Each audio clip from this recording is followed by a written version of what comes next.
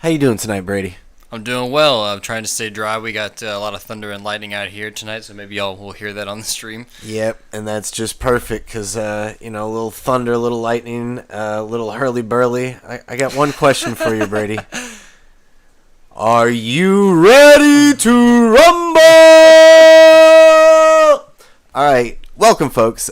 Tonight is our big pay-per-view fight, and maybe it's a little bit of a misnomer because we just want to do some comparing and contrasting between the favorite candidate of Shakespeare, Edward DeVere, the Earl of Oxford, and maybe a little bit of an unsung hero and forgotten name who is yet still maybe the biggest literary hero aside from Shakespeare from that time, and that's Philip Sidney.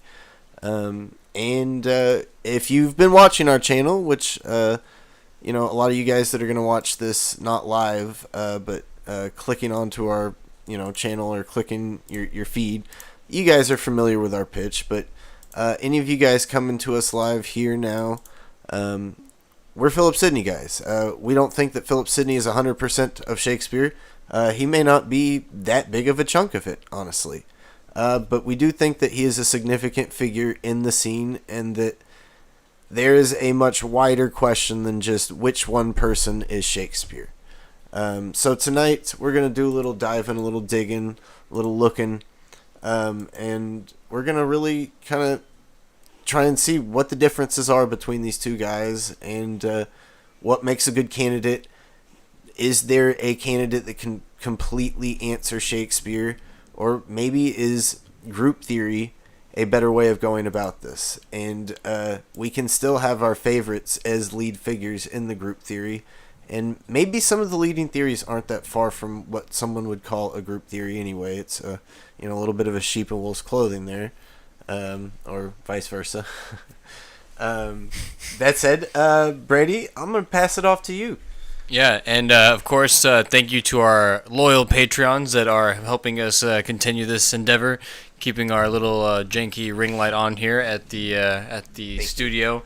We got some new free members to the Patreon. So yeah, thank you, Zachary, for checking it out. Awesome. Thank you to our most recent paid Patreon, Tetris. Thank you very much for all the help. Martin A, and then our boy Anderson Chase. And Driftless Books, the Bardathon himself. So, yeah, thank you everyone so much for continuing to contribute to our efforts. We'll be uploading some of the charts that we have tonight up there, so if you would like to kind of get a little more access to some of the charts that Chance makes, we have another video or two that we also put up there. That's sort of exclusive access, and then you also get the Discord access as well if you ever want to come chat with us, constantly, and never-ending, as Chance so wholly dreams of every single day, right? One day. So yeah, just thanks so much for keep up with that with everybody, and we'll put those links down below if you're interested. Supporting through Venmo or Patreon is super helpful, so that way Chance can continue to access JSTOR well above the thousands of the first 300 essays that he has to read. And the next big one's to get some Gale access. Is AT&T? They track how many gigabytes of essays he's downloading here, right? Yeah. There's no such thing as a free lunch, okay? But in that regard, with all the housekeeping, without further ado, we're talking about a sort of, if we're taking if people want to give Oxford some points, all we're sort of arguing is hey, I think these should be really equally considered, maybe if they're kind of an equal point, if maybe not a stronger point, that not to even always take away an Oxfordian point, because we're still sort of well, I don't know, why can't they all be in the room? It kind of seems like they do have some connections here, which we're going to talk about. So it's not always so combative between the two, because we are sort of trying to reconcile, or at least try to figure out how the factions sort of fall, who's on whose side, what sort of drama is actually happening on here to explain all that, because we got the tennis match, obviously, which we've talked about plenty of times. We've got them sort of disagreeing on the Queen's engagement, which is sort of, I would think, a big deal, and we've had a bunch of stuff that sort of come up about that scene, but I don't know where you want to take us from here, but the floor is yours as we get this this fight started. Let's see. Go ahead, pop up some of those graphics right quick. Yeah. Okay, folks. I made a little chart for us, and can you zoom out just a little bit? Perfect. A little more. Perfect. Okay. What we got here, folks, is just a chart of, like, basically the candidates that are listed on Wikipedia as Shakespeare authorship candidates. It's up to something like 80-something. I don't have all 80-something listed. Oh, too bad that still came through. Okay, so at the top here, I got aristocratic courtier poets. We got, hopefully in somewhat chronological order of birth date, we got people as early as Thomas Sackville, maybe even some earlier that I didn't include, but these are some ones that we know were writers. We know Thomas Sackville wrote one of the great early plays in Gorboduc.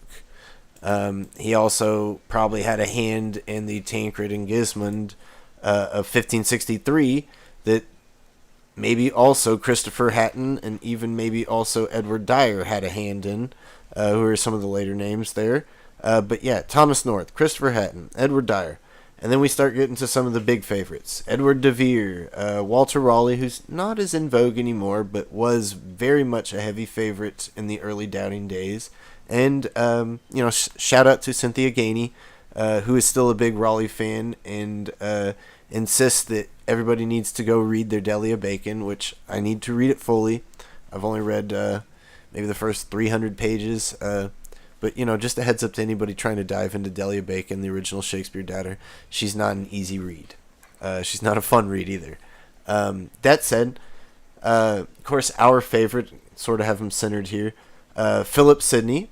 Then we get Fulk Greville, Sidney's best friend. Then we get Ferdinando Stanley, who's one of my favorite sleeper candidates for being in this scene. I don't know how much evidence we have of it, other than he is the patron of supposedly Shakespeare, Marlowe, Kid. I think we talked about him in the Did Shakespeare Kill Marlowe video and his sort of, involvement with some of the other plots going on, and then how he disappears and other sort of stuff pops up or whatever. And how he always gets pitched as this like crypto-Catholic, which is maybe relevant to some of this Oxfordian discussion because Oxford is one of these crypto-Catholics, and Stanley's little brother becomes Oxford's son-in-law. So I would like to know a little better what's happening between Ferdinando and Oxford, and I've maybe made my own personal idiosyncratic readings of John Marston's The Malcontent that may just suggest that Ferdinando Stanley is not a fan of Oxford or his brother. But there's a lot of weird readings into that, and that said, John Marston does connect back through who? Anne Spencer, who is who? Ferdinando Stanley's wife. So Marston definitely is coming through the Stanley household. So my readings weren't just some wild idiosyncratic thing. Turns out there is maybe a connection. Let's see. Then there's Anthony Bacon, which some Baconians are big fans of. Other Baconians, maybe not. Maybe give it all to Francis. But Anthony seems to have some sort of presence, not just with Francis Bacon, but he has connections with Oxford. He maybe works for Oxford and also works for Walsingham, so he's kind of a centrally figure, and we don't have a lot about his whereabouts. His death may have been faked, and there's all sorts of stuff with Anthony Bacon that I think people need to look farther into. Also, back in the Did Shakespeare Kill Marlowe video, sorry. Right. And no, that's Anthony Monday. Oh. But that's weird. I keep thinking I've long wondered if there's a connection between Anthony Monday and Anthony Bacon. Their personalities being described are almost exactly alike. They're supposedly these real sharp guys that are good friends with people, and if they're your friend, they're very loyal, but if not, they're probably going to trick you into some horrible plots and maybe get you tortured and maybe enjoy watching you getting tortured. Which, yes, that is said of both those people. Francis Bacon, one of the heavy favorites. I know Oxfordians are not a big fan of Francis Bacon, but Baconians love him. I thought sometimes Baconians are also not fans of Oxfordians. And that is totally true. What's the John, who's hilarious? Oh, Jono Freeman. Yeah, he's hilarious. Aussie or New Zealander? I apologize, Jono. I should know that. But I do actually. I'm going to bring him up in a little bit here.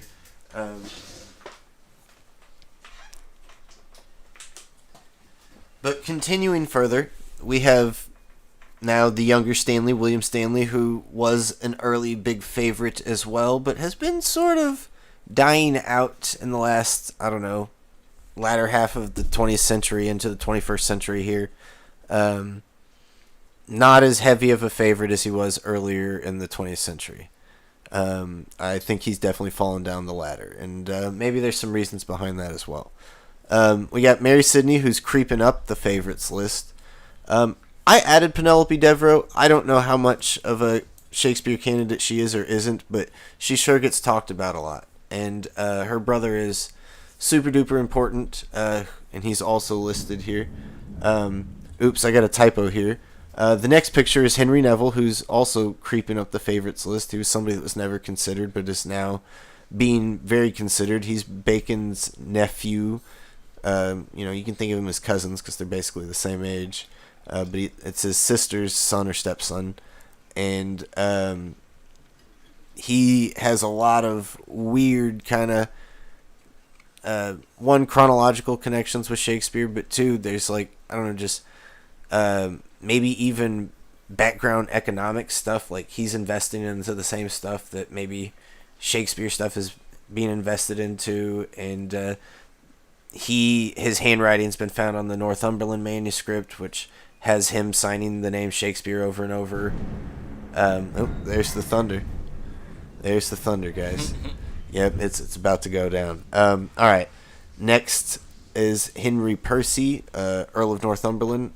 He's not really very often considered, but he is supposedly one of the richest, smartest dudes of the time, and he's born the same exact year as Shakespeare, and he may be part of the School of Knight, and his family is referenced in Shakespeare. So I just want to consider maybe what is his relationship to all this, because his wife is sisters with Ferdinando's wife, who is their other sister is married to Sackville's son or grandson, nephew, something like that.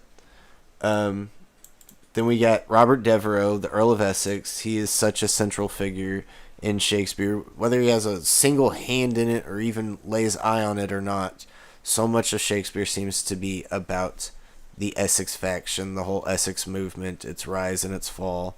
I'm not alone in saying that. Tons of mainstream scholars said that. We mentioned that in the Samuel Daniel video. Here's a candidate that I don't mention often, but some people pitch her pretty hard. Amelia Lanier Bassano. She's an Italian immigrant who maybe has Jewish ancestry. That's argued whether she does or doesn't. And her family are musicians for Queen Elizabeth. She does have her own poetry.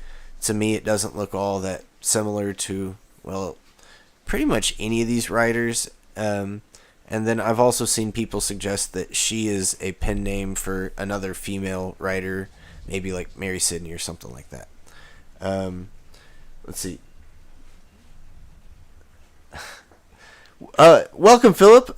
What did you think of Delia? I'd be interested. All right. As Philip thinks about that, or let me continue. I got Henry Wriothesley, also super central figure to Shakespeare. The first time we get Shakespeare's name printed, it's on Venus and Adonis, and then followed by The Rape of Lucrece, both of which are dedicated to Henry Wriothesley, the third Earl of Southampton, who is almost the son-in-law of DeVere. And he, like DeVere, like maybe several of these other figures, grew up in the Cecil household when his dad died, and he became a ward of the state. Just like the next guy, Roger Manners, who is 3 years his junior. Roger Manners is the 5th Earl of Rutland, I believe. And he is like best friends with Henry Wriothesley because they grew up together at the Cecil household. And the two are said to be seen together all the time at the theaters, lounging about instead of maybe doing some more productive things. And so a lot of people over the late 19th and early 20th century suggested maybe these two are writing together to make Shakespeare. But Henry Wriothesley is almost the son-in-law of DeVere, and he's not, because DeVere's daughter ends up marrying William Stanley, an earlier guy on this list. But Roger Manners is the son-in-law of Philip Sidney. And then next is William Herbert, who is the son of Mary Sidney, and the nephew of Philip Sidney. He is who the Shakespeare maybe sonnets are dedicated to, as Henry Wriothesley might be the other one that it may be dedicated to. Isn't he like at least dedicated in the folio? Yeah, but the folio is dedicated to him and his brother. Philip. I didn't list Philip here, but I could have. But he is the Earl of Pembroke. His brother Philip is the Earl of Montgomery, and then we have yet another Sidney name. We have Mary Sidney Roth, who is the cousin of William Herbert. It's the daughter of Robert Sidney, so that makes her the niece of both Mary and Philip Sidney. Apparently, she is like basically the lover slash mistress slash wife on the side of William Herbert, her cousin. They had an illicit child or two together. And a lot of people has suggested that maybe Mary Sidney Roth is writing undercover, and some people genuinely believe she has a hand in Shakespeare. I think that both those figures may need to be looked at for figures like John Ford, who totally mimics Shakespeare and comes a little bit later, and maybe writes about incest. So, let's see. Yeah, Delia Bacon. It's actually a very odd book. There is actually not a direct attribution anywhere in the book. The first part mentions Raleigh, then goes on to talk about some works of Bacon without naming him. Yeah, Delia's... Sorry about that. Delia's weird, man. Like, she is diagnosed as schizophrenic not too long after publishing or while writing this book. And so, like, there's some bizarre schizophrenic tendencies that she has. And so all these Stratfordian doubters of the Shakespeare authorship doubt itself are like, guys, it comes from a schizophrenic lady. What's the deal? Well, as much as she's schizophrenic, like, one, schizophrenic people are amazing at spotting patterns. Like, that's a fact. Two, she's not, like, she's not in the full horrible late stages when she's writing this. And she is a very accomplished writer of her time, and she is clearly a master of prose. Like, yet, like, the content itself is also cryptic. She constantly dances around things, and she, like, uses pronouns over and over and over, and you get lost in what the antecedent of the pronoun was. And so she says this, and it's like, what is this? Raleigh's idea, or this philosophy that we can derive from Raleigh's idea, or some effect of that philosophy put into place that was derived from Raleigh's idea. And so there's all these compounding causes and effects within sentences to where you get lost on exactly what she's trying to say, but so much of it is kind of recursive anyway. It's not necessarily circular in logic, but it's like recursive in the idea that she keeps coming back around to just restating the same thing. These guys were just the golden minds that brought the golden thinking, and that they had the foreknowledge to do all this, and just, always repeating a lot of that same stuff. Like everything Victorian, there's just absurd amounts of value judgment, which I find a little too, like, relevant to today. We get so much kind of puritanical moralizing to what makes good art or not, and we're getting that really heavily on the sort of leftist leaning side of the political spectrum, but also on the right side with a more religious kind of stance. And I don't see much in Emilio Lanier Bassano. There's like mentions of names, like we get Bassanio in Merchant of Venice, and we get Bassianus in Titus. Like, I don't know. Maybe there's some indirect thing, and I've seen people pitch her as the Dark Lady as well. I don't know how much we really know about her in general, so I put her on the list. And if anybody's interested and knows more about her and why she's a good candidate, let me know. I'm open to anything. I try to keep this as inclusive, and try to keep as many items on the table as possible until for sure not even worth mentioning. But let's move on to the next group. So we got working class playwrights and poets. I don't mention every name here. I kind of grouped a lot together in the Henslow writers, but I did want to mention a few that are kind of heavily mentioned. And also part of the Shakespeare sort of lore too, because obviously Robert Greene and all these other people, potentially at least as part of the regular narrative that they like to tell us, all the upstart crow stuff and et cetera, et cetera. So. Right, like similarly, Johnson's who gives us, our star of poets, Hemmings and Condell. I don't list them, but a lot of people think that Johnson helps them write their things, and that they say that Shakespeare never blotted out a line, and just so much of it's lore, like you say. But we got Ben Jonson, Samuel Daniel, who we've mentioned, John Florio. Shout out to John Florio and Mariana's channel. John Lilly, who seems to pop up over and over in Shakespeare's comedies. Robert Greene, who is maybe the first mention of Shakespeare with our Shake scene, although I think most Oxfordians and a lot of other Shakespeare doubters know that Robert Greene's not talking about Shakespeare. Robert Greene is talking about Edward Allen, who incidentally may have been the star of what we call Shakespeare plays, like Henry VI or stuff like that. What's up with this Robert Greene picture, though? Yeah, I've wondered that myself. It's like wearing a bag, or he's a gourd or something. Yeah, he kind of looks like a cornhusker. He's got hay for hair. There's probably somebody out there that knows the esoterica of the literary scene of that era. May be able to explain that. I'm not too keen on Greene myself. I haven't read near enough Greene. Read a little bit.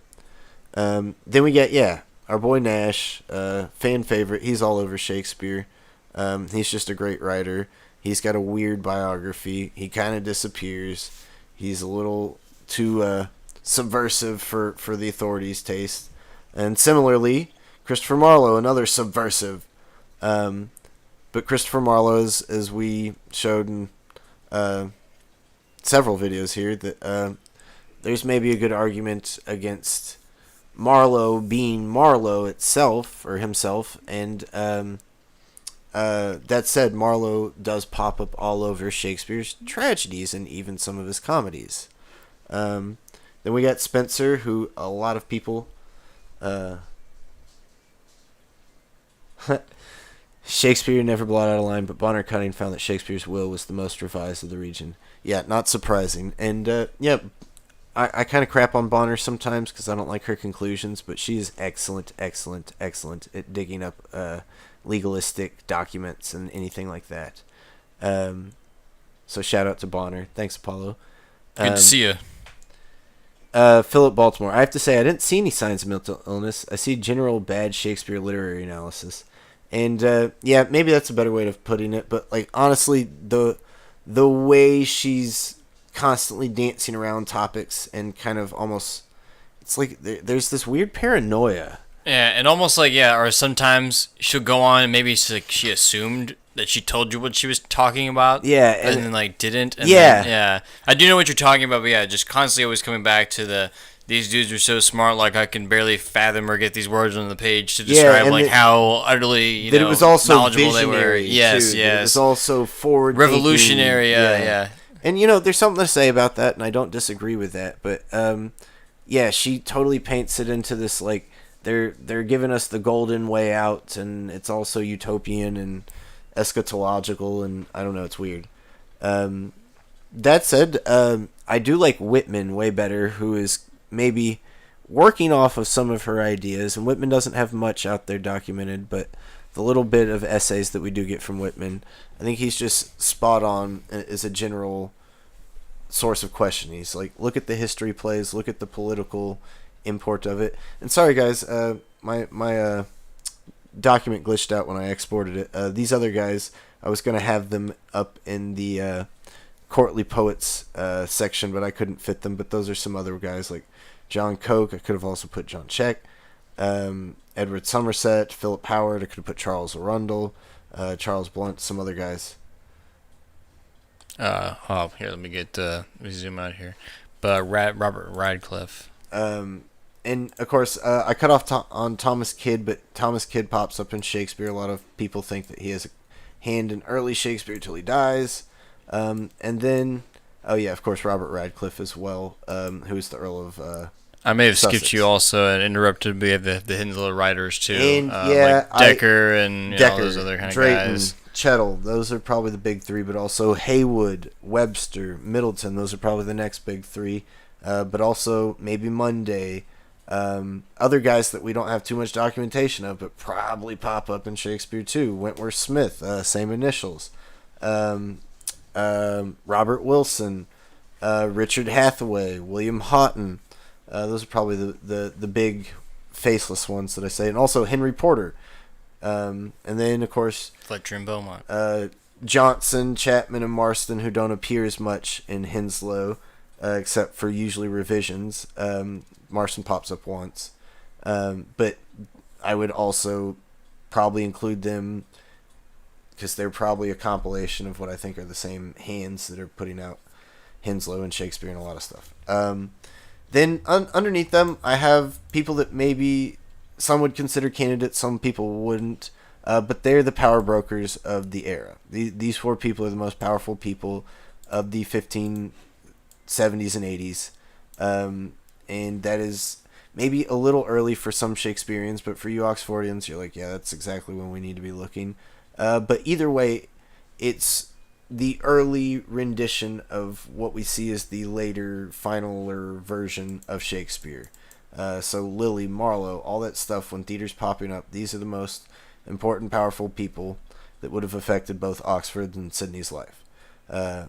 Queen Elizabeth, Elizabeth Tudor, Robert Dudley, Earl of Leicester, Francis Walsingham, Sir Francis Walsingham, William Cecil, Lord Burleigh. Robert Dudley is basically the de facto king because he's basically Queen Elizabeth's husband. And then you got Francis Walsingham, who is the intelligencer for the Queen. He is the head of what we would call a CIA or an FBI or an NSA or all that put together, JOD, and then or DOJ, sorry. And then we got William Cecil, who's the Secretary of State. It's close to what would be a prime minister of the era or president, or like these are just the most important people. And sure enough, one is Oxford's father-in-law, the other one's Philip Sidney's father-in-law, the other one is Oxford's like main early rival / Philip Sidney's cousin, and then the other one's the Queen, who we know Sidney and Oxford both have very personal relationships with. So let us move forward. Okay, so I just wanted to point out that so many of these people connect back to Philip Sidney, and you could argue that, yeah, maybe any of these people could be central to this web, but I want to say that Philip Sidney's maybe the most direct way to centralize so many of these figures. So, yeah, you got Francis and Anthony Bacon are coming up through Walsingham and Leicester, the same as Philip Sidney, and he's basically their mentor and they're his proteges, and Francis and Philip both go into Parliament together in their younger years. Then, yeah, you also got Henry Neville, who is, you could connect back to Francis Bacon as well. I should have put another little line between them. But he's best friends with Philip Sidney's little brother, Robert. And every time Philip Sidney writes a letter to Robert, he mentions, hey, give Henry Neville a shout out. He's my homeboy. Like, I'm paraphrasing, but it's weird. Like, every letter to Robert, he drones on, never really talks about Robert. He gives Robert all his theories, and it reminds me way too much of me talking to my brother. But then, yeah, he's like, oh, yeah, but give your buddy Henry a shout-out. Let's see.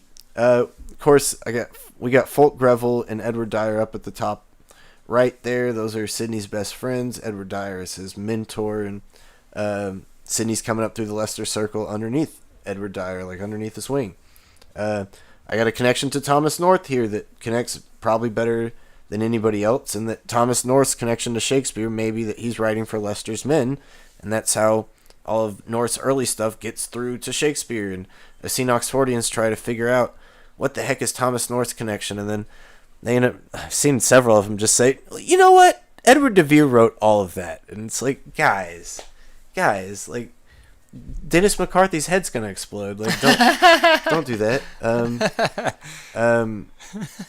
So yeah, Thomas North and probably writing what is Thomas North, but if it's coming through Leicester's Men, that's probably Philip Sidney that's getting his hands on that. Then we got Mary Sidney Roth, of course, that's his niece. We got William Herbert, that's his nephew, and I've also got William Herbert up on the top there, just to reiterate that's back through Mary, his sister. We got all these playwrights over here that have weird connections to Sidney. Both Samuel Daniel and Thomas Nash seem to be part of his works getting published for the first time, accidentally or surreptitiously. We got Florio, who edits Sidney's works in Arcadia. We got Christopher Marlowe, who grew up in Kent and may have been a page in Sidney's household. And then we got Ben Jonson, who directly mentions Philip Sidney in his works and just basically lauds the heck out of Sidney and says, yeah, he was like the perfect human being. And then, on top of that, Ben Jonson has indirect references to Philip Sidney. Like when you're reading Sejanus and it's talking about how the guy that should have been the great prince died, who do you think that's a reference to? And then, of course, we got Penelope Devereux, a.k.a. Penelope Rich, a.k.a. Penelope Blunt, who is pitched as the Dark Lady by a good chunk of Oxfordians, and God knows why, other than bizarre code readings of weird poetry, like Willoughby and his Visa and stuff like that. Maybe I have that misquoted. Some of you Oxfordians correct me, but I'm not a huge fan of Waugh's way of connecting Oxford to Penelope, but I'm a big fan of him saying that it is Penelope. And then, yeah, I'll get to Philip in 1 second. And then, of course, we got Essex, who's her brother, and we got Charles Blount, who is her de facto husband. They never officially legitimately get married, but I guess you can also connect Daniel with them too, right? Yep. And so that's basically a whole web there. And then, of course, yeah, we got Roger Manners, who's Philip Sidney's son-in-law, and his best friend and quasi-brother is Henry Wriothesley. And so, yeah, we have basically a who's who. There are a few people that don't pop up on this chart that I can't figure out quite exactly what to do with, like Raleigh. And then maybe people connected to Raleigh, like Henry Percy and stuff. I don't know how to quite get the Stanleys on here. And of course, I didn't mention Oxford, but that's Sidney's rival. They're rivals with each other, and if they're competing and there is a rival poet, and one of them is Shakespeare, the other one is the rival poet. So any Oxfordians out there trying to make a reading into who the rival poet is, it's not George Chapman or anything like that, like these Shakespearean Stratfordian people say. It's Philip Sidney, right? Like, who else would it be? And honestly, if we're sitting here saying that Sidney's writing those rival poet sonnets, who else are we going to say? If Sidney's Shakespeare writing those sonnets, who is the rival poet? So that's, maybe it's Edward Dyer, maybe something like that. But, yeah. That's it. That's the web of Sidney. Let me, before we go to the next page. Yeah. All right. Philip from Baltimore says, your view, by the way, there's 140 pages on Lear, an analysis of Coriolanus on Cathet. There was a good political movement that this circle spearheaded is sort of implied. So you're right. Yeah. And Coriolanus, Hamlet, several other plays, Troilus and Cressida, they all seem to just pop up around Essex, and there's a lot of politics to these plays in general, whether it's pro-Essex or anti-Essex or pro-Cecil, anti-Cecil, or whether Raleigh's kind of getting his hand in against both, or like, it seems like that's happening not just from Shakespeare, but from all things. Henslow writers, Chamberlain writers, whoever you want to say. Which Chamberlain writers, that's Shakespeare. That's it. That's all we know.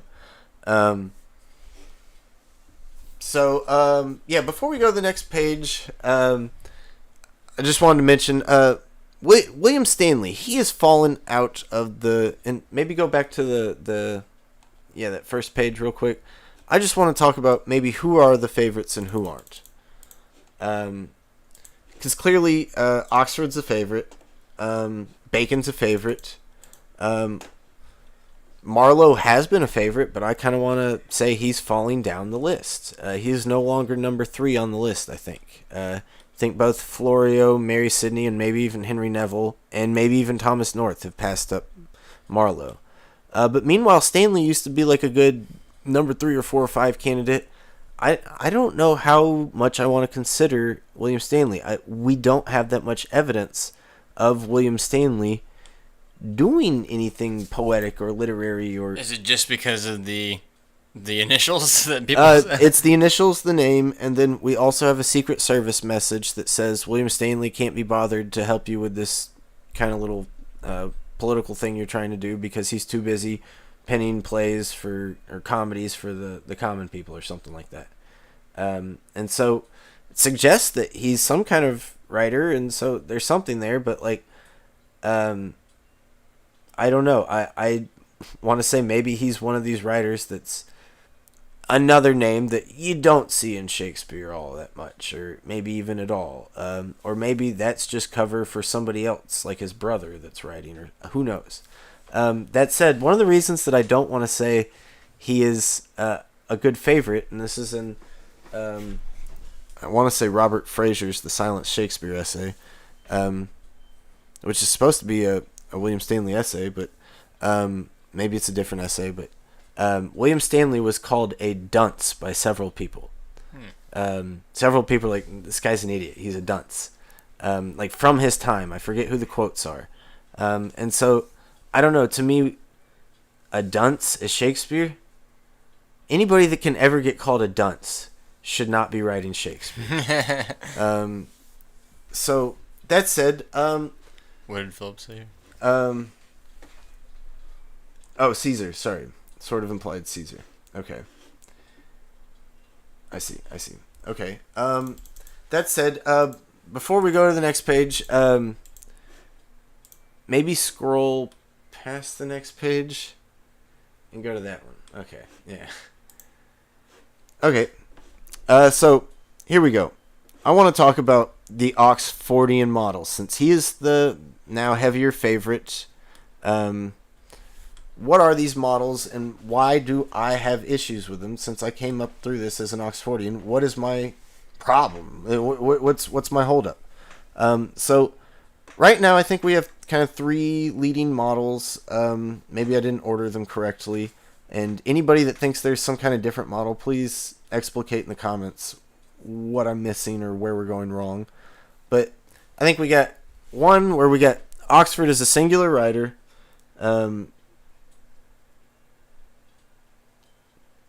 Oh, I see. Yeah, Whitmore's theory is that Oxford is Shakespeare and the rival poet. I guess we're about to get into that. Yeah, let's go ahead and go there. So, we got the multi-pseudonymity theory, which I think Bob Proctor's may be the best stand-in.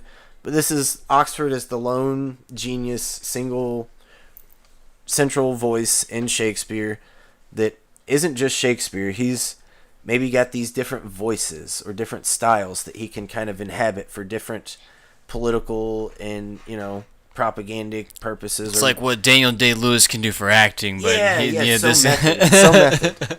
And so, we have Oxford as Nash, Oxford as Green, Oxford as Lily, Oxford as Daniel, Oxford as Shakespeare. There may be others. I haven't gotten deep enough into Proctor.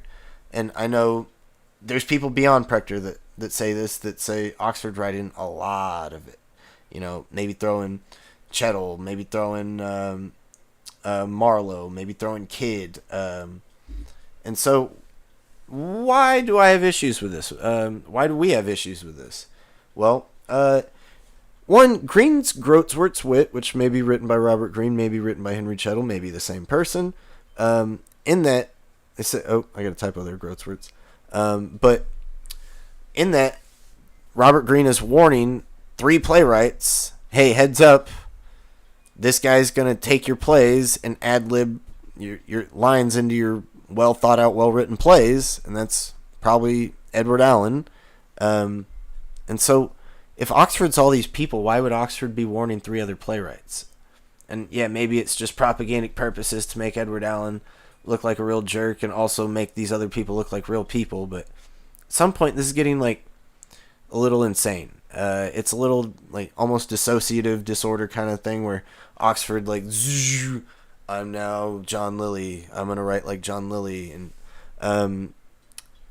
yeah, there's people out there that maybe have that kind of stylistic mastery or competence or control, but to do that in mass output at the output of all these writers, that's a time and logistics issue.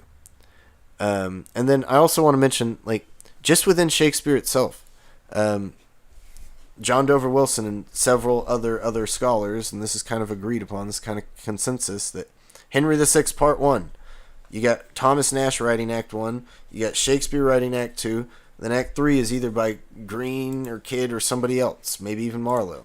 And so it's like, we have different styles within that. I get why Oxford would go and be Nash and then be different than Shakespeare, or go and be Greene then be different than Shakespeare, but why would he be different within Shakespeare? That's kind of crazy and insanity. Or maybe he just doesn't have good enough control, or maybe he wants to kind of use that Nashy voice for this act, or he wants to use that Shakespeare-y voice for this act. But even then, it's kind of herky-jerky and clunky, and it doesn't explain why in Act 1, the bishop is already the archbishop, but then in Act 2, he's only the bishop to become later the archbishop. The cardinal. He's a cardinal. But only then a bishop, but then only later to become a cardinal. And then I also want to say it lacks predictive power. It only really lets us find when Oxford is a writer, and then beyond that, we have to assume if that writer's not Oxford, then that writer's that writer. So right now, we only have 5 people on that list, but maybe we can find more stuff to give to Oxford. But if we don't, then what? That person's just that person, I guess. And so clearly, Prechter and other people think that there's a question beyond Shakespeare, but they think that the only answer can be Oxford, and I think that that's totally limiting, and it doesn't really explain how and when something isn't or isn't pseudonymous, pseudonymic, unless it's just Oxford must be it. Okay, so theory number 2.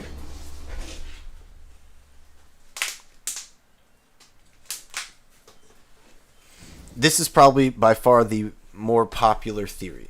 This is the Scriptorium theory. This is maybe the more modernized, more understanding version of it. And, no shots fired at the first theory. But in this one, we got Oxford is Shakespeare for the most part. But every now and then we get these helping hands that kind of help him. And so maybe that explains Henry VI Part 1. And so we get Lilly and Greene and Nash and Munday and maybe others like Marlowe and Kidd, who are secretaries for Oxford and work for him and go hang out at Fisher's Folly and stuff, and they all write together, and Oxford's the master of the Scriptorium, a la, a painter studio in Italy. But I want to say that there are several issues with this.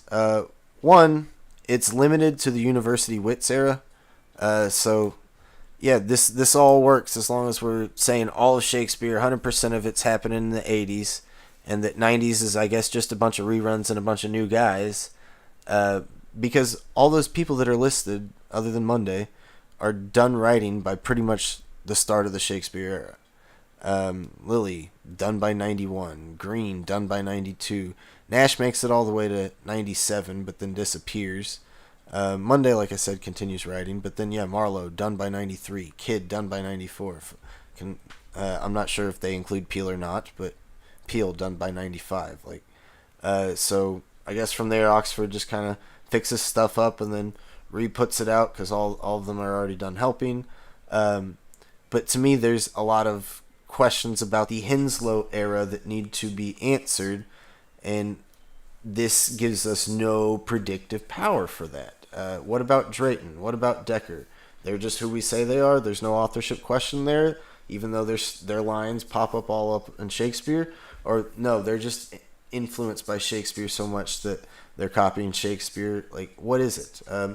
How does any of this explain the War of the Theaters, for Pete's sake? Don't know. And so I want to say that this is Shakespeare in isolation. Like, they're still only considering Shakespeare's a pen name. The rest of those people are those people, and no questions to ask here.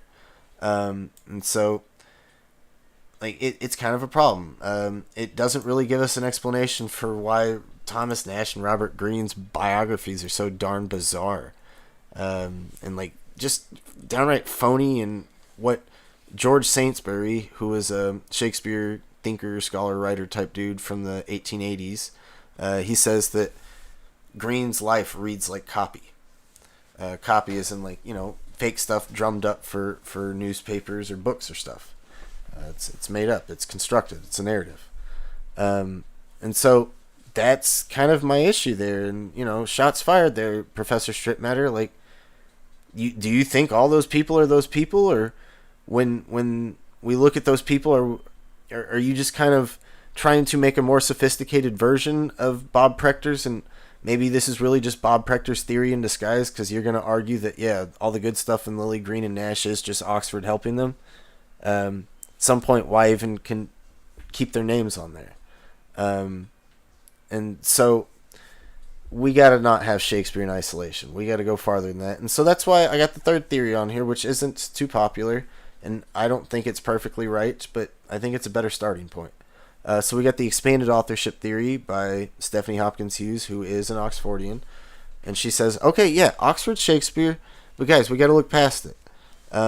We got all these Henslow names that are weird that just pop up, like Webster and Dekker, who, yeah, we can find biography on Webster, but all of his writings don't really seem to connect to his actual biography. And Dekker, there's no biography, there's nothing. Grossart, the best historian of the era, he couldn't figure it out. And then there's so many others that we could ask about. Is Middleton? Is Chapman? Are any of these people? Let's ask that question. Let's see if there's any just internal reason when we go look at the text. Is there any reason to ask that? And then beyond that, let's go look in their biographies, their history, and say, is there anything questionable? Is there anything lacking? And sure enough, there is on pretty much all these people. Is much or more than Shakespeare himself. And as we've shown, that a lot of their biographies are like made up or coming from these other questionable characters. So it's a real house of cards. Yeah, this real circular thing. And then, just like we showed with the other recent video about Marlowe, where a bunch of people ran with a bunch of Marlowe information, but it turns out it was from from the guy who had forged a bunch of stuff. Yep. It's like, oh no, guys. Yep. And so there's still some Nash scholarship and Nash understanding that's based on forgeries of John Payne Collier. It's not just Marlowe. And so it happens with a lot of the authors. Is the point, and it's this thing where we all think that we have a good base, but if you don't even have a good base to base your knowledge on, like with Marlowe, we say that we can go spot which stuff is Marlowe's and which stuff are the interpolators and editors, because we got Tamburlaine, which is pure Marlowe. So when we go and compare Tamburlaine to Faustus or Jew of Malta or something like that, we can go say, that part's Nash, or that part's Haywood later adding, or that part's Samuel Raleigh later adding, because it's not like Tamburlaine. Well, guess what? There's no reason to actually say that Tamburlaine is Marlowe. Not printed on it till much later, and the only thing that we attributed to it to get it printed on there was a mention by John Payne Collier that was itself a forgery in the Henslow Diary. And I kind of think of it as like a Sudoku, and it's like when you realize that you've gotten so many boxes, you're like, oh no, this one's wrong, so that means like this is wrong, so then, and it's like, you find out like one of these guys is potentially very fake, and then if you catch, well, this one dude wrote a letter to this obviously fake guy, where it's like, well then by extension, that guy's probably sort of fake, or some weird identity, we have some. You start to have to sort of like, cross-examine all that sure sort enough, of all these proofs. Guys that we want to question and may be fake turn out to be, the only real documentation we have is that they're spies for Walsingham. Yeah. And it's like, okay, here we go. Enter the world of espionage and subterfuge, and you don't know what's up. The father-in-law of our sort of a favored candidate, might I like to add. Yes. And so, what are the issues here? Yeah, we got stylistic analysis that, one, suggests that there's more than one hand in Shakespeare, so saying Oxford is Shakespeare still kind of reduces and simplifies it too much. And yeah, along those lines, it's ignoring Baconian Pembroke claims and all that stuff, as are the other two, but I just wanted to mention that if you're going to attribute Mary Sidney to Webster and Bacon to Dekker, like, you probably need to rectify or resolve their claims to Shakespeare in doing so. And that's why these others don't even try and mention Sidney or Bacon. But yeah, so it also lacks predictive power for explaining things like, okay, so if these people are these different people, why are some of these writing coming out for Chamberlain's men and some of these for Admiral's men? Why is Shakespeare never mentioned in the Henslow Diary, but every other name that you're going to attribute to other people are mentioned in the Henslow Diary? What's happening there? Have you read Henslow Diary, Stephanie? I'm not sure. So, that said, all of these have issues, and I think it's because all of these Oxfordian models are, for the most part, doing some kind of Shakespeare in isolation, some kind of Oxford in isolation. And I think a lot of people, not just Oxfordians, I'm kind of, using them as guinea pigs or scapegoats here, but we all got to get past this idea that Shakespeare's just one person. Maybe there's a central voice, maybe there's a most important hand or best hand or a main writer, but there is more than one hand in Shakespeare. Even mainstream academians have finally gotten there. Oh, Middleton's in that, Fletcher's in that, Peele's in that, Wilkins is in that, Marlowe, maybe Kidd, Nash. So, like, even they've gotten to the point where they're saying that, but none of it's still adding up for them because, like we said, how are you going to say Marlowe's in that if you don't even know what Marlowe is? So, let's move on. We're gonna move down. Yeah, we can move down. We'll come back to it. So let's actually just talk about the big brawl, the big Sidney versus Oxford. And honestly, this isn't trying to make one better than the other. This is just me listing off a bunch of facts that show that they can both be good Shakespeare candidates.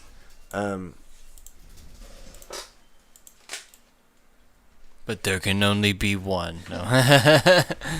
Exactly. I want to show that, that we don't have to reduce it to that. Okay, so here we go, folks. Sidney versus Oxford. Sidney on the left, Oxford on the right. Sidney's born in 1554. He's a Protestant, though named after a Catholic king, I might add. He writes masks and entertainments for the Queen and his uncle, who's, like I said, the de facto king just about. He's connected to his uncle's acting company that puts on plays in the late 70s into the early 80s, Leicester's Men.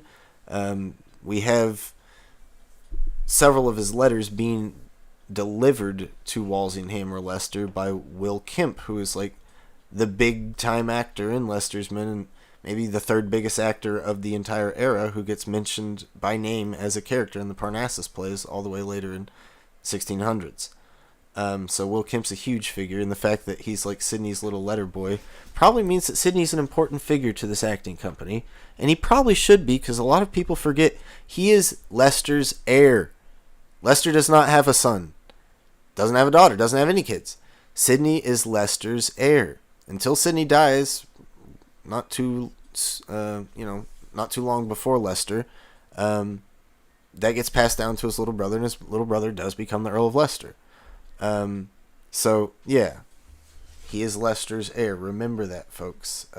So you Florio people out there that want to say you got all these connections to Leicester, I need to see you making connections to Sidney. I see Yeats trying to make all these indirect assumptions about Sidney, but there's no real direct connection other than Florio is editing the Arcadia long after Sidney's supposed to have been dead.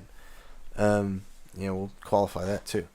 Okay, so what about Oxford? Born in 1550, he's a little bit older than Sidney. He is a Catholic. Though he may or may not have written masks and entertainments for the Queen and other folks, he's definitely cited by Meres and Puttenham as being one of the best for writing comedies. That said, that does not mean he's putting out commercial plays necessarily, because there are other people listed in Meres and maybe Puttenham as well that are writing university comedies or private plays. and they list some early people that maybe have some important influential early plays, but aren't considered great plays by later standards or even our standards. And so it's hard to say, I'm going to qualify Meares and Putnam here, it's hard to say just how good Oxford is. Does this mean Oxford is like writing comedies equal with Shakespeare, or does this just mean that Oxford's one of the early guys that helped promote comedic plays? On that note, I'd like to also have y'all explain the Darragance thing, where it's like, yeah, how come he can have his name plastered all over this stuff, or he's writing comedies and stuff, but at the same time they also try to say that, oh no, he has to hide his name. He's got to hide it. Yeah, he can't be. People can't be knowing. Yeah, he's writing this stuff, but yet someone's been like, oh yeah, writing plays really well, buddy.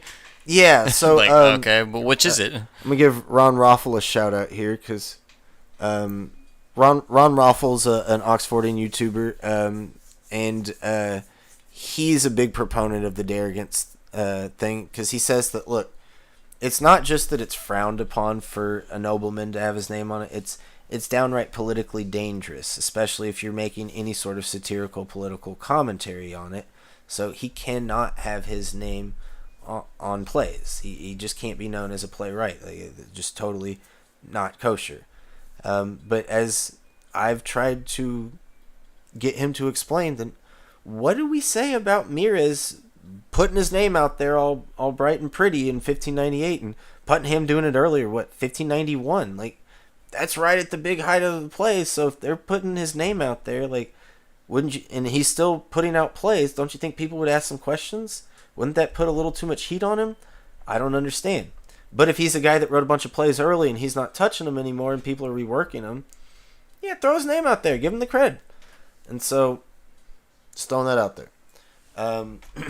Okay, so yeah, Sidney's connected to Leicester's Men, but Oxford ran Oxford's Men, which is Leicester's Men's great rival. And the two both basically get gutted in the early 80s to make a third company called the Queen's Men. And eventually the Queen's Men keeps running, and those two kind of fizzle out in the mid to late 80s.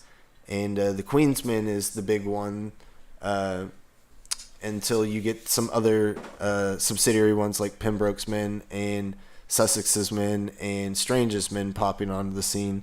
And eventually all of those fall apart with the plague stuff in 93, or the closing of the theaters rather. I don't want to attribute it too much to the plague. But the closing of the theaters, all those kind of break apart and reform, and you get the two big ones that we see later with Chamberlain's Men and Admiral's Men. You also have St. Paul's Boys kind of quietly going the whole time. And then some of these other ones kind of tour and then pop in and play at Blackfriars, like Darby's Men, which kind of reforms some of Strange's Men. So there's a bunch of stuff happening with those theater companies, but Leicester's and Oxford's are like the two big first ones. So Sidney is a master prose stylist. That is not up for argument. Dorothea Dickerman. Brady, go to the other slide. I want to make a personal shout out to some of my favorite Oxfordians here. I got Dorothea Dickerman on the left here. She's featured very often on the Blue Boar Tavern. Go check her out. But I just want to put her in the doghouse because she can't seem to figure out how to read Philip Sidney if she ever tried. I think she read some Looney, read some Ogburn, and said, oh, they don't think much of Sidney. I don't have to read them. And I don't think she ever tried reading them. Arcadia, Astrophil and Stella, Defense of Poetry, Lady of May. All four of his major published works are sources of Shakespeare. That's like acknowledged. That's acknowledged by Oxfordians too. So like, if Philip Sidney's not good at poetry, why in the world is Edward DeVere so fucking obsessed with him? You got to start changing your tone. Margot Anderson, in her book Shakespeare by Another Name, shows that there is a mask/entertainment, tilt-yard entertainment for court that's 3 months prior to the really, really big one for the French embassy that comes over. But it's featuring none other than Philip Sidney and Edward DeVere. And Edward DeVere has to go give this giant speech about how awesome Philip Sidney is. And Margot Anderson's words, and I'm paraphrasing, is that everybody kind of and stopped and stared whenever DeVere said that. And of course, that's Margot painting some color onto history, and I like it because it surely that speech happened, and if that speech happened, some people are going to be like, "Whoa!" And honestly, guys, that's a kowtow. That means Oxford now has to acknowledge that Sidney is the man. Like, maybe not outranking him, definitely not outranking him, but He basically put it as a meme out there. yeah, like outranks him here. Maybe not here, or maybe not on his crest, but here, Sidney is the superior intellect. And I also just want to give old Dr. Stripmatter, old Professor Stripmatter, a big shout out. Just a fan favorite over here. He's the only Oxfordian that I've seen that attacks Oxfordians. I like him for that, and so I wanted to just give him a shout out. You can never be too careful with that guy. Watch out! Don't put your fingers through the fence. So that said, he had this big Guardian article lately by none other than old Winkler. What's Winkler's name? Elizabeth? Yeah, Elizabeth, of course. Everybody's named Elizabeth. Elizabeth Winkler. Shots fired. I didn't think much of her Guardian article. She just kind of paraphrases Stripmatter's lame stuff about I forget what even the article was about. But yeah, it was this big to do, and it was nothing. It was just rehash Stripmatter that they've had YouTube videos out for years. So that said, guys, there are good Oxfordians. I mentioned a few earlier. But big grain of salt when you listen to these two, because they are so close-minded into their version of Oxford, and they're not. I guarantee you, they're not reading the sources that they should be. Yeah, maybe Stripmatter's going and diving in the Geneva Bible, but I don't think he's reading the Arcadia very heavily.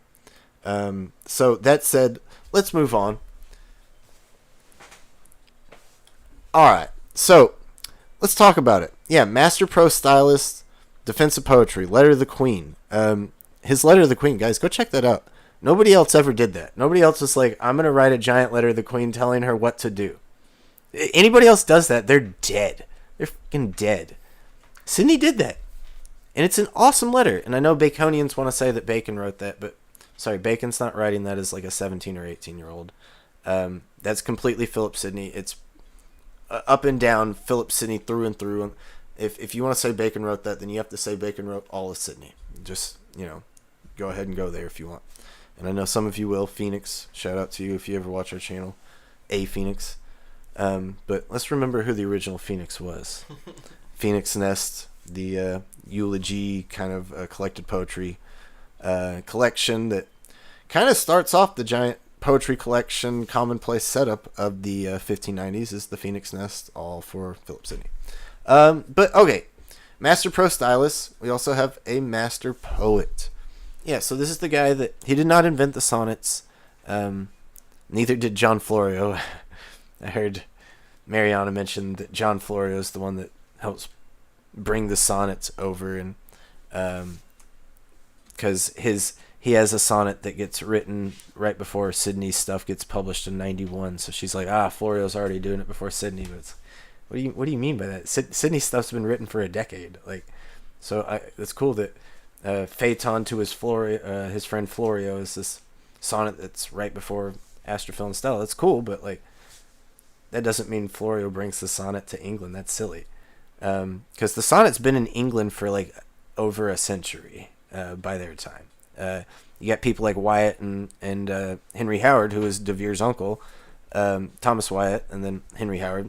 They're the two early great poets of the 16th century. They're during Henry Tudor and after Henry Tudor. And they're writing sonnets, but they're still clunky. They're still clearly inferior to everybody's eye of our time and their time to Italy and France. And so who is the first one to write sonnets as well as the Italians or better? Guess who? Philip Sidney. And to that matter,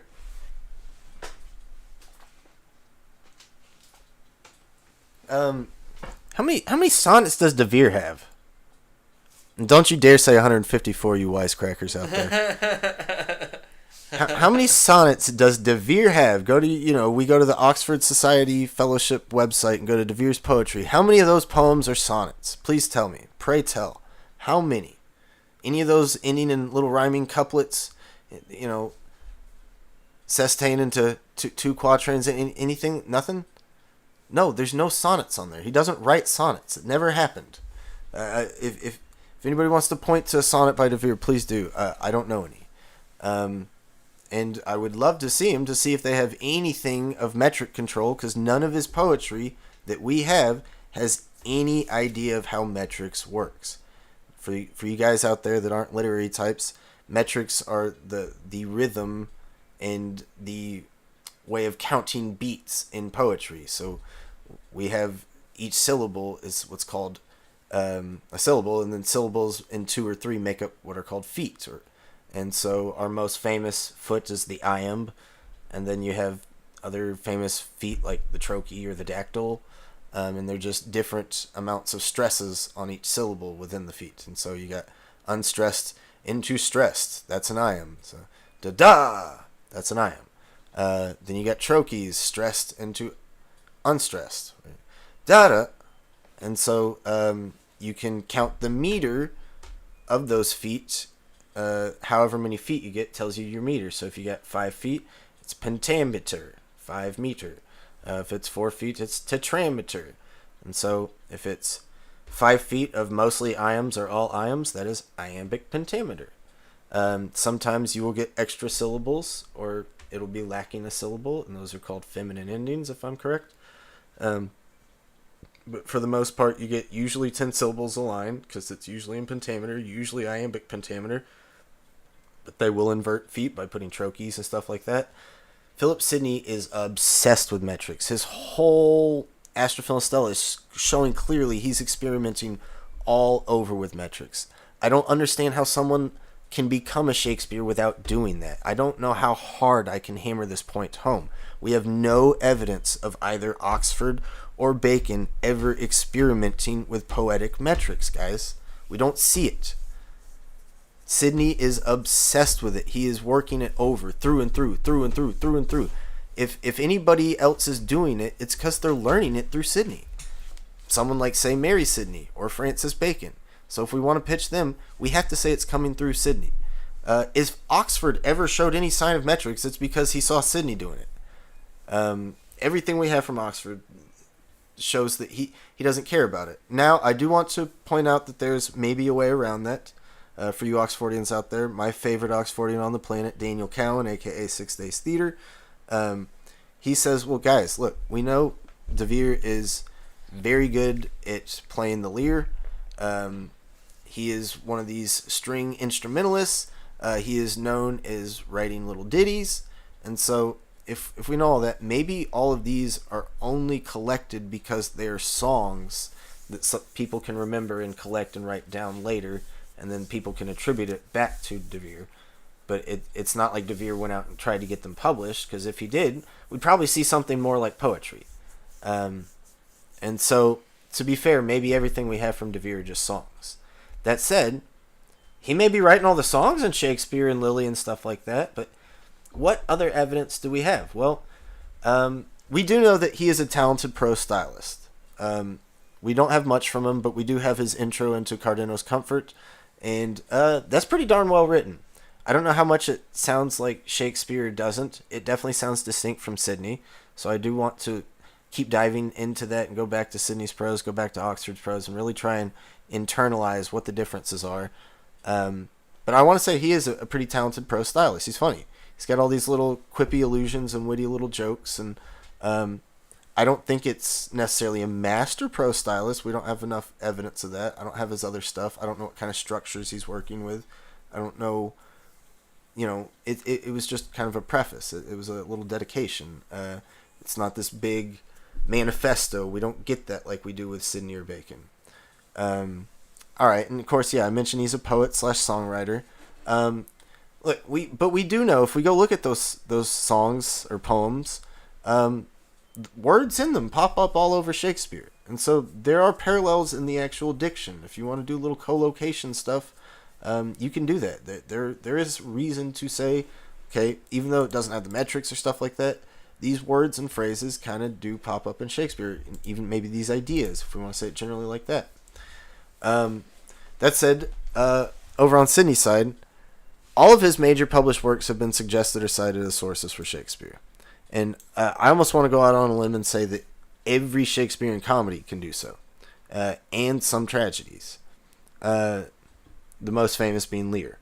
Fun fact, the difference between the Thomas Kyd Lear, or the early Lear, the Lear, and the Shakespeare Lear is basically just the injection of Sidney's Arcadia. And that to me is super interesting. Because I wonder if we can do the same thing with maybe not Sidney's Arcadia, but inject someone like Sidney or Bacon into the Hamlet to get the later Hamlet. And I know Oxfordians don't want to hear this, but maybe Oxford is just an earlier version, and he's kind of done writing by the 90s, and those guys are reworking his stuff. Don't know. Let's see. Both of them visited a lot of places that pop up in Shakespeare. Not just Shakespeare, Marlowe and places like that too, or playwrights like that too. So, and they're very similar places. Sidney went to Paris. Oxford went to Paris. Sidney went to Strasbourg. Oxford went to Strasbourg. Oxford also went to Roussillon, or Roussillon. I don't know how to say that. Then Sidney went to Frankfurt. Oxford didn't. Oxford went to Lyon. Sidney didn't. Sidney went to Vienna, and I want to pause on Vienna for a second because Oxford did not ever go to Vienna. Henry Neville did later with Sidney's brother, maybe on the recommendation of Sidney. But Sidney and Neville and Sidney's brother are the only ones in that big picture of candidates that were in Vienna. Why Vienna? Well, let's talk about Measure for Measure. Measure for Measure is set where, Brady? Yeah, it's set in Vienna. Yeah. Measure for Measure is set in Vienna. And Measure for Measure actually has... shout out to Michael Reed, Mr. Abzu, who's all about the hapax legomemnon, which is a word that only pops up once in a work and doesn't pop up in any other works of the time. And so we get a hapax legomemnon that pops up only once in this and once in Sidney's Astrophil and Stella, and that word is dribbed, which means to shoot an arrow and totally beef your shot and miss. And they're both used specifically in context of Cupid, but both of them using it as allusions to Cupid without directly referencing Cupid in that line. Both of them are building the same theme for the same kind of character type, who is somebody that's dealing with trying to be pure and a good person, but also having this incredible sexual appetite, and trying to see how maybe intellectual capacity can come from either ascetic pushing away of that or some kind of holistic Epicurean resolving and coming to terms with it. That's in both Astrophil Stella and Measure for Measure, through and through. And we get a hapax legomemnon, the same word, dripped. And they're both set, Astrophil's not set in Vienna, but Philip Sidney lived in Vienna. He didn't just go to Vienna, he lived there twice. That's where his sort of mentor, Hubert Langwit, lived. And then, where's Measure for Measure set? Vienna. Oxford never went there. And if you remember our video, did Christopher Marlowe get killed by Monday and Shakespeare? In that, we have a stylometric chart on the computer here, on the screen there for you. And that stylometric chart, in that essay that we were quoting, had this giant list of Shakespeare plays, comparing them stylometrically to each other, and also to Chettle plays and Monday plays. And the very top, the most Shakespeare, according to the stylometric thing, was Measure for Measure, and then Macbeth. And they were almost identical. And about midway through the chart, you got to Chettle, which was weird because Chettle was average Shakespeare. Average Shakespeare was equal with Chettle. There were other Shakespeare plays that were less like Shakespeare than Chettle's play. But at the very bottom was Monday, and Monday was about as far from Shakespeare as any of the plays on there. But it was this steady, stairline gradient. They weren't, none of them were identical, and it wasn't this big gap to the next, it was this stairline gradient. And I want to say that accounts for chronology, multiple writers, and genre. They're going to be all slightly different. But I do want to say that if they're almost as different from the most Shakespearean to the most Monday, Measure for Measure and Macbeth being on top, I want to say that means that those are the Sidney plays, guys. Those are the ones where you get mostly Sidney. Maybe some people want to say Mary Sidney, but no, Philip Sidney. Other plays like Hamlet weren't quite stylometrically similar, and I want to say maybe that is more Oxford. So yeah, let me see. Let's continue on just a little bit. I got one more page here, and we'll call it a day. Okay, so let's talk about their socioeconomic standing. Oh shoot, yeah. Both of them could be considered translators or linguists. I know Michael Reed wouldn't like that term because they're not professional. They're not being published and making money off of it. But we do know that Oxford is fluent in the big three: French, Italian, and Latin, and that he does translate some Latin on his free time, and that a lot of people think that maybe he translated Golding's Ovid. And then, but over on Sidney's side, he is clearly a translator and linguist. He goes through all sorts of translation exercises. It's documented in Language Letters. He is fluent in French, Italian, Latin, and Greek. And that's a big one that I want to point out, because Greek is important in this scene, not just Shakespeare, but this whole scene, especially Lily. We don't have a great way of explaining that with DeVere. Sidney's the one that knows Greek. He's the one that's bringing Aristotle's word mimesis and mimetic to the English language. Okay. Sidney is not a nobleman technically. He is only of the gentleman class until he is knighted in 1583, 3 years before his death. So most of Sidney's life, he is of the gentleman class. Fun fact, so is Bacon. And so is Mary until she gets married. But she's married pretty young. But Oxford, on the other hand, is like born heir to his dad's earldom. He is born a lord, Lord Bulbeck. And then once he becomes Earl, he's like the 6th highest ranking person in England. That's why he's Lord Protector of the Seal. He's Lord High Chamberlain, which is different than the Lord Chamberlain, apparently. Okay, and then they both have kind of similar love life stories. They both got 3 women in their life. Maybe more, but these are the 3 ones that are well documented. And they share one of them. And some people would argue too. Sidney is engaged to Anne Cecil early on. That gets broken off because his dad's broke. And then is a little bit later starts up a fling with Penelope Devereux that may continue his whole life and maybe even after his life. And then when she is married to Robert Rich, and that's no longer an option, he gets married to Frances Walsingham, his best buddy and mentor's daughter. And then over here with Oxford, he's married to Anne Cecil, the girl that was engaged originally to Sidney. While he's married to her, he has a fling with Anne Vavasor and gets her pregnant. Typo on Vavasor there. She's a young girl that's coming up through the... Oh, what family is it? Knivet family. She's part of the Knivet circle. That starts up all sorts of brouhaha for Oxford and keeps him in the doghouse maybe for a decade or better. But it seems that they continue the fling even though both their parents hate it, and so there may be, or parents her parents hate it, and Oxford's parents being maybe Cecil and the Queen and stuff like that, they hate it, and so there's maybe a good reason to suggest there is biography of Oxford and Romeo and Juliet. It's not just about Sidney and Penelope, but I want to argue there's a lot of stuff in Shakespeare that you can put both of them onto. And they just kind of overlap and they alchemize. So, real quickly, connecting them back to 2 favorites, Bacon and Mary. Sidney is Bacon's mentor / partner in Parliament / friend. They're both protégés of Leicester.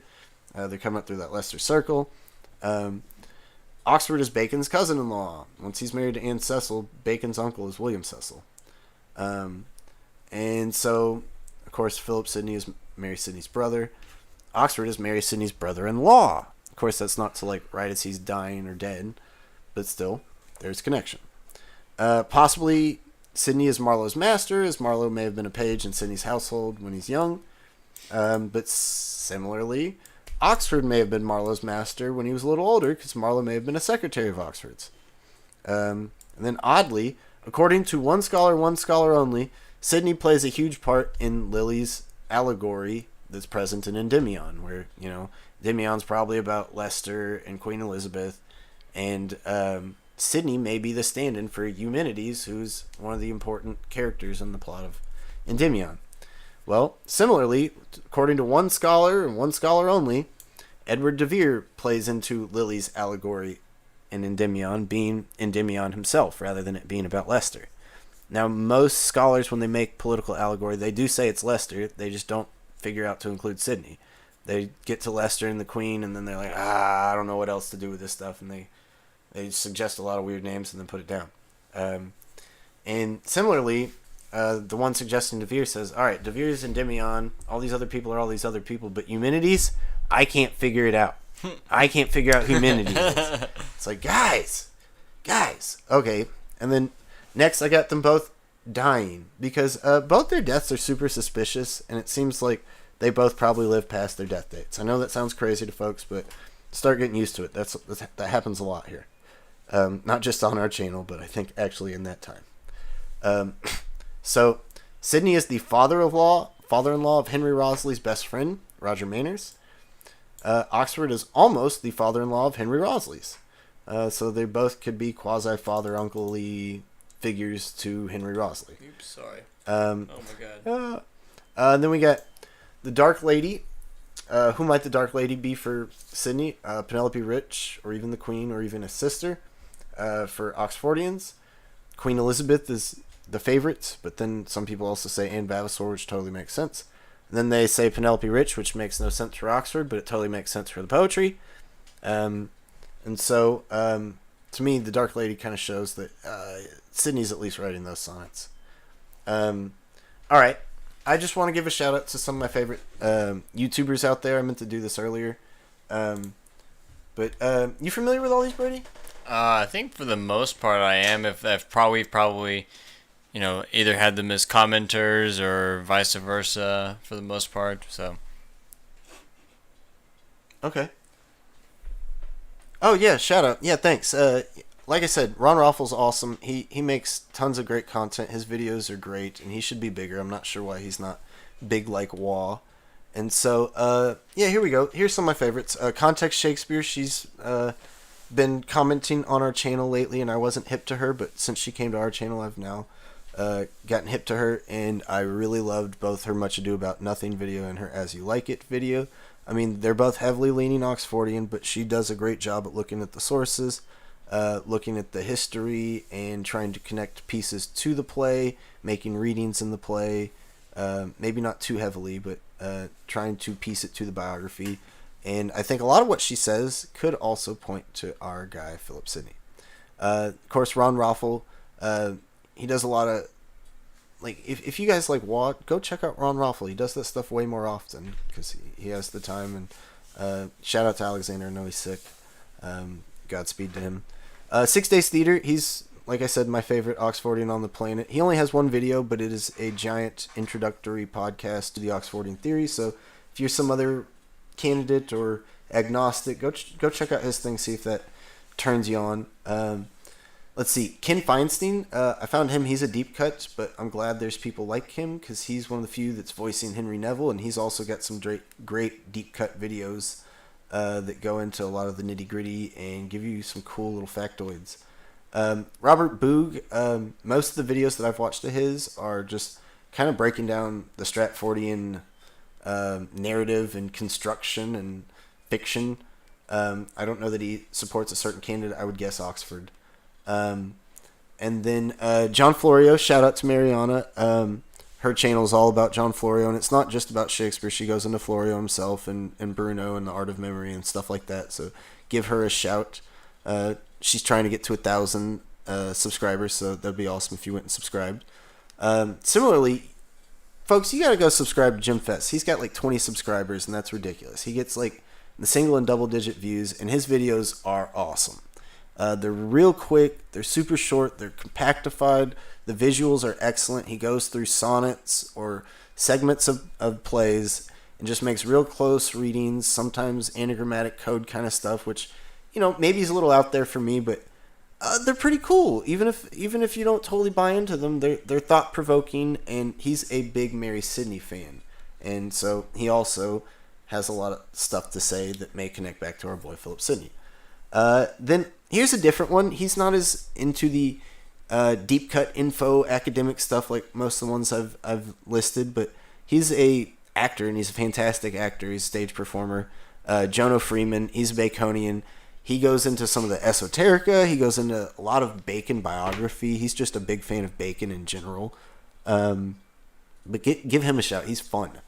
The Bacon Society, of course, go check out their videos. Check out the Simon Miles videos. He's by far probably the most convincing Baconian to me. I haven't done enough Baconian research, but Simon Miles, probably my favorite. Oxford Fellowship, similar. It's their version of the Bacon Society. You can probably go watch some Bob Prechter videos on that one. Blue Boar Tavern, stuff like that. Shakespeare Authorship Roundtable. Anybody and everybody can get onto that one. Theirs go all over the place. Sometimes it's super dry and almost, not even like a SAT question. Sometimes it gets into real, on the ground stuff. So that's cool. And then also want to give a shout out to Ghosts of Bacon. I still haven't figured out how I feel about Jake's channel because Jake seems like a smart guy, but he's all about ciphers, and I just don't know if I want to go down that rabbit hole or not. But I don't know if that's a good enough excuse. But that said, I want to give him a shout out. If any of you guys are into ciphers or codes, he's all about it. He does live streams. Go check out his Ghost of Bacon channel. And of course, if you guys didn't know what you were watching, this is us, Apokalupsis Historia, my favorite YouTube channel on the planet. Shout out to Brady, my co-partner here. And we're all about Philip Sidney, but not just Philip Sidney. It's a group theory. We're just trying to get Philip Sidney into the conversation so that we can actually get a good group theory running because we think he can connect a lot of the dots.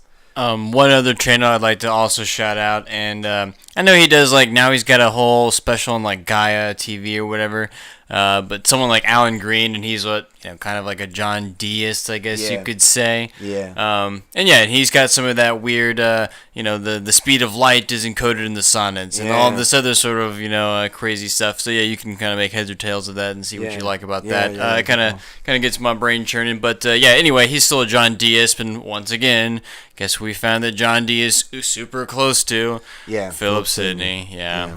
It's like when Philip Sidney's dad dies, John D's like, dude, Philip Sidney's dad was the coolest guy on the planet.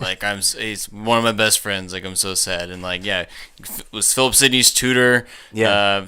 Mentions that Philip Sidney's his best and brightest student ever. And other biographers, it's funny, we'll be reading it and it'll name some John D students and then it'll be and his most handsome student, Philip Sidney. It's where are you coming with this? All right. Biographer from early 1900s. Okay. All right. Noted. And I'm glad you brought up John D because I meant to put him onto that chart because I think that is maybe a super, super compelling argument for anybody that's a fan of Waugh. We all know Waugh is big into John D. There's not a lot of biography connecting John D and Edward DeVere. You have to go to the codes. You have to go into interpretations and readings and surmise and assumptions. That said, John D comes up through the Sidney and Dudley houses. That's Philip Sidney's family. And we have a ton of biography connecting D and Sidney. Sidney was his student. D says he's his best student. D writes a horoscope for Sidney on Sidney's 16th birthday, predicting Sidney's future, and says that Sidney might die in his 31st year and might die from a wound in the thigh, either by sword or bullet. And if he lives, or if he survives, that he'll go on to greater fame or whatever that anyone could ever... be the most famous person ever. And basically, he's like, Philip Sidney, you're going to die at 31 from getting shot in the leg, but somehow live to become Shakespeare.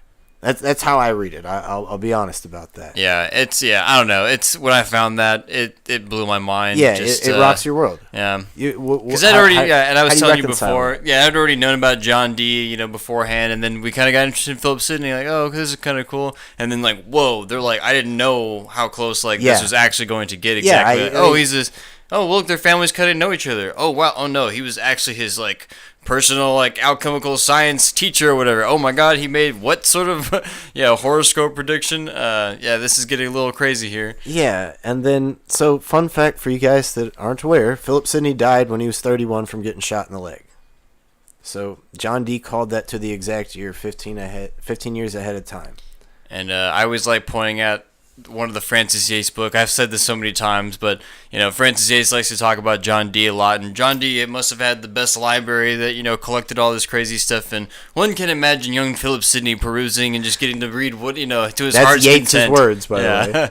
And and for any of us Shakespeare doubters, that's one of our huge issues of doubt: is how did Stratford get his hands on the sources, the knowledge, the literature, the drama, to ever be able to do any of that stuff. And we know that DeVere had access to great stuff through Thomas Smith and Arthur Golding and people like that. But we also know that Sidney had incredible access through people like John Dee's library. Once again, maybe that's why we're trying to put the two guys in the same room and see what else is going on. But the mask thing is sort of a big telling sign. Oh, thank you. I will definitely check that out. David Bevington, I've been reading a lot of David Bevington lately because he's one of the big Lilly scholars, and I went on this whole John Lilly journey. So G.K. Hunter, David Bevington, what's her face? The more modern one, I forget her name. But all three of them great, love it. I will definitely check that out. Thank you, Martin. And then let me see. Any last final notes before we close it out here? Because I probably gotta get on down the road, and I guess the storm's broken. Yeah, didn't really bother us too much here, but just the as I sort of started at the top, as we tried to figure out how to compare some of the points between these two candidates, where Oxford I would say in this realm is starting to move up in the favoritism. But and for Bacon too, I'm not gonna just totally hammer on Oxford here, because some of the same points that we'll talk about Oxford can be applied to Bacon. As far as why does he get that point? I guess besides Philip Sidney's supposed to be dead. That's just a big thing that people have to sort of get their mind around. And even if not, we still got some evidence that plenty of stuff is being written before he's dead anyway. Yep. And that his thoughts and sort of he's a spirituals, or they've spiritually successed him essentially via the defense of poetry, sort of rhetoric or whatever. So that said, John Dee predicted his death 15 years ahead of time perfectly and said, if this doesn't happen, he grows on to be the greatest ever. And Philip Sidney, his whole life, is obsessed with prophecies. I have several essays saying Sidney on the defense of prophesying, Sidney on prophecies. Sidney's all about it. And once again, what's Macbeth got all up in it? Prophecies. Also, the John Dee and a lot of these people in this circle. Let's go back to William Shakespeare. What's his now famous moniker? He's called the Bard. Bards is literally a Welsh term. And guess who some of the people who are actually Welsh in this conversation? Not DeVere, but Philip Sidney. He's Welsh. John Dee, he's Welsh. I'm glad you mentioned that, because you want to talk about the difference between DeVere and Shakespeare. Famous Victories, Henry V, and Henry V. Famous Victories does not have the line that says, I am a Welshman. Henry V has Henry V, the Hal character, say, I am a Welshman. Now, why in the world would DeVere say that? Why in the world would DeVere write that in? It makes a lot of sense why Sidney would. So, maybe Famous Victories, that's all DeVere. Henry V, that's DeVere and Sidney. That's post-defensive poetry. Shout out. Welcome back, Soltron. Hey, man. What has befallen us now, pray, us children of the muse, poor of the muse. Sorry, let me start that over. What has befallen us now, pray, us children poor of the muses, since our Apollo is gone, thus leaving our choir with no master. I want to say, is that from Phoenix's Nest? Is that about Sidney? Excellent quote, Soltron. I need to look into that one. That said, probably going to wrap it up here, folks. Thanks for sticking around. Thanks for any new faces. Thanks for commenting, Philip. Thanks for commenting, Martin. All you Patreon guys, thanks so much for the support. And guys, there's a free level, so please go give us that support at the free level. Help build the network. Trying to put as much on the Discord as possible to keep the conversation going outside the YouTube and the YouTube comment section. If you want an exclusive desktop version of this picture that Chance flashed in, we'll put that on. Yeah, my Oxfordian infographic, incredibly informative, posted up on your office wall. Yeah, that one too. Oh, yeah, this is the desktop picture if you want that. Yeah, and shots fired. If you guys want to defend them, or if Professor or Dorothea, if y'all stop by, please feel free to defend yourselves, clown on us, let us know where we're wrong. At some point, we just want to get this conversation going where we start bridging the gap between the Sydney Circle and Oxford Circle. Because I think you kind of have to do that to get to full Shakespeare. What did Soul trying to say? Manus Verulamiani. Okay, yes. So sorry, that's like Bacon's Phoenix Nest collection, where you got a bunch of people writing about Bacon, if I'm correct. After he dies, correct me if I'm wrong, Soltron. Like I said, still gotta go down that Bacon rabbit hole. But that said, yeah, you want to sign us out? Yeah, if we don't have anything, because it's a good signing off point. Look like yeah. just enough. So yeah, let us know if you liked our analysis as far as comparing the scoreboard between DeVere and Sidney here as potential candidates. And did you like our pitch? Do you see that? What do we have to expand on? Yeah, always love seeing y'all pop up in the comments. Yeah. Thanks so much for the views. Thanks for sticking around. We'll be putting some of this stuff on the Patreon, so you can download as your leisure and use whatever sort of source that you'd like. I'll print out a business card version. So if you want to flash them to your waiter at the next restaurant, if you really want to initiate someone into this, there you go. There you go. And so we'll have a QR code for the channel on them as well. But jokes aside, thanks so much for coming out tonight. Hope to see y'all around for the next one. We'll probably try to do one next week as well. Maybe do streams until the summer kind of rolls around. Chance got some more time. We got some larger, crazier projects maybe lined up as far as one, a good fancy edited video that we can kind of just have as an evergreen content on the channel, and then come back to the streams or whatever. Because we like to digress and sort of tangent, of course, and sometimes it feels necessary, as you said, to sort of fully grasp a hyper object type sort of conversation here. Yeah, so just constantly building context and linking other stuff and looking at a bigger picture. And so you guys that got on here later didn't get to catch us, please catch us in the comment section. Throw out all sorts of suggestions. Let's get this discussion going.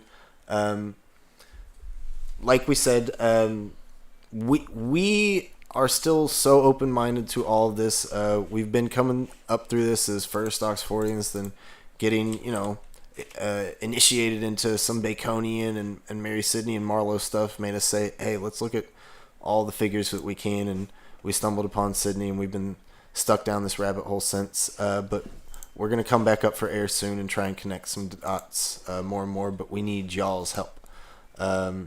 We can maybe start to make sense of some of these earlier things, like we said, like Sidney and DeVere or Sidney and Greville doing Megaliospero, and maybe at some point, maybe it's all three, and we have a bigger, wider network than we thought. So that said, thanks for tuning in, guys. Would like to hear from y'all in the comments section. See y'all in the next video, and as always, Nullius in verba, folks. Adios.